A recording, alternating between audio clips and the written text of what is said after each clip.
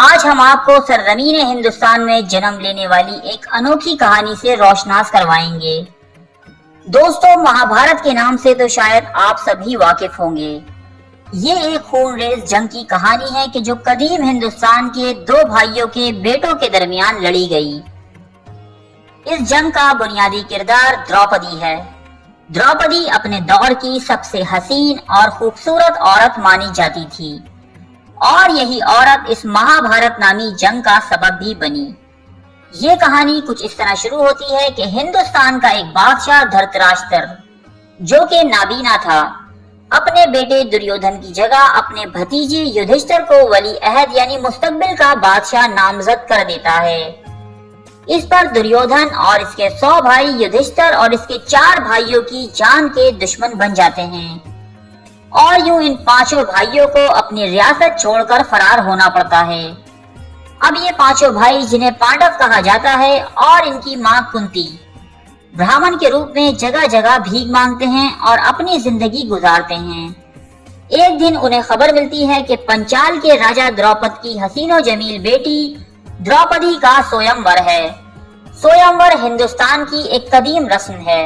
اس رسم میں ایک مقابلہ ہوتا ہے، جو اس مقابلے میں فتح پاتا ہے وہی شہزادی کو بیاہ کر لے جاتا ہے۔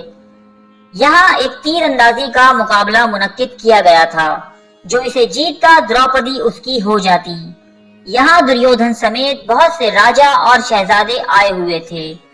ہر ایک کی خواہش تھی کہ وہ اس دل فریب حسینہ کو اپنی رانی بنائے، مگر یدھشٹر کے بھائی ارجن، کہ جس کا نشانہ قطع نہیں ہوتا تھا، اس نے یہ مقابلہ آسانی سے جیت لیا، اور یہ 5 بھائی دروپدی کو لے کر اپنے گھر واپس آئے۔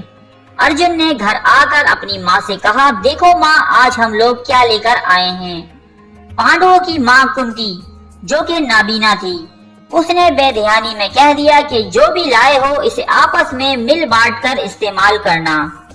یہ 5 بھائی اپنی ماں کی بات کبھی نہیں ٹالتے تھے، لہذا انہوں نے یہ فیصلہ کیا کہ وہ 5 بھائی دروپدی سے ایک ساتھ شادی کریں گے۔ یہ دیکھ کر کنتی بہت پریشان ہوئی، مگر اب الفاظ اس کی زبان سے نکل چکے تھے، اور اس کے بیٹے اس کے الفاظ کو پتھر کی لکیر سمجھتے تھے۔ لہذا پہلے دن دروپدی کی شادی یدھشٹر سے ہوئی، اور دروپدی نے اپنے بیوی ہونے کے فرائض یدھشٹر کے ساتھ نبھائے۔ اگلے روز دوسرے نمبر کے بھائی بھیم کی باری تھی، لہذا اس سے بھی دروپدی کی شادی ہوئی، اور یہاں بھی دروپدی نے بھیم کے ساتھ ایک بیوی کے فرائض نبھائے۔ پھر اس سے اگلے دن ارجن کی باری آئی، پھر چوتھے دن چوتھے بھائی نکل کی، اور 5ویں دن 5ویں بھائی سہدیو کی۔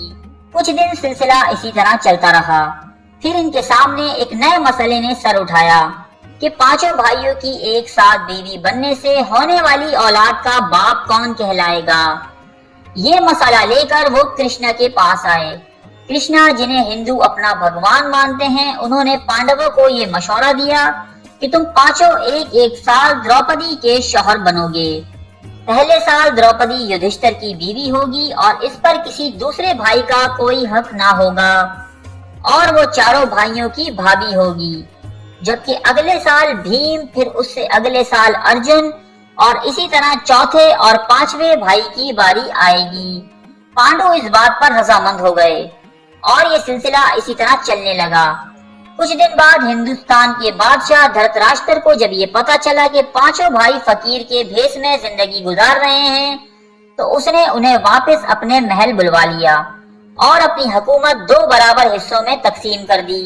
ایک حصہ اپنے بیٹے دریودھن اور اس کے بھائیوں کے حوالے کیا، جبکہ دوسرا حصہ پانڈووں کے۔ اب کاروبار سلطنت آرام و سکون سے چلنے لگا، لیکن ایک دن ایک تہوار کے موقع پر دریودھن نے پانڈووں کے سب سے بڑے بھائی یدھشٹر کو جوا کھیلنے کی دعوت دی، جس میں یدھشٹر اپنی تمام سلطنت ہار گیا۔ پھر اس نے اگلی بازی میں دروپدی کو داؤ پر لگا دیا، اور وہ اسے بھی ہار گیا۔ دریودھن تو جیسے اسی موقع کی تلاش میں تھا، وہ سویمور میں ارجن سے ہارنے کا بدلہ بھی لینا چاہتا تھا۔ اس نے سرعام پانڈووں کو ذلیل کیا، اور دروپدی کو بالوں سے گھسیٹ کر بھرے دربار میں لے آیا۔ یہاں دریودھن نے بڑے دربار میں، کہ جہاں بادشاہ دھرتراشٹر اور دوسرے مہمان معزز موجود تھے، دروپدی کو برہنہ کرنے کی کوشش کی، मगर कृष्णा ने बीच में आकर उसे रोका और द्रौपदी की साड़ी इसे वापस करते हुए इसे बचा लिया। फिर मुआहदा ये तय पाया कि पांडवों को 12 साल के लिए जिला वतन कर दिया जाए और 13वें साल वो दोबारा वापस आकर अपनी हुकूमत करें।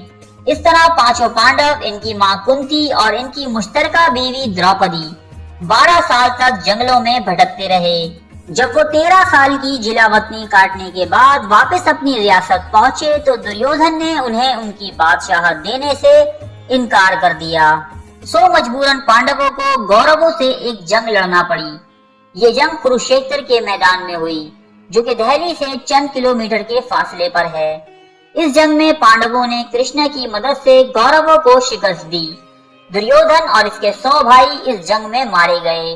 इस तरह पूरी की पूरी रियासत पांडवों की अमलदारी में आ गई।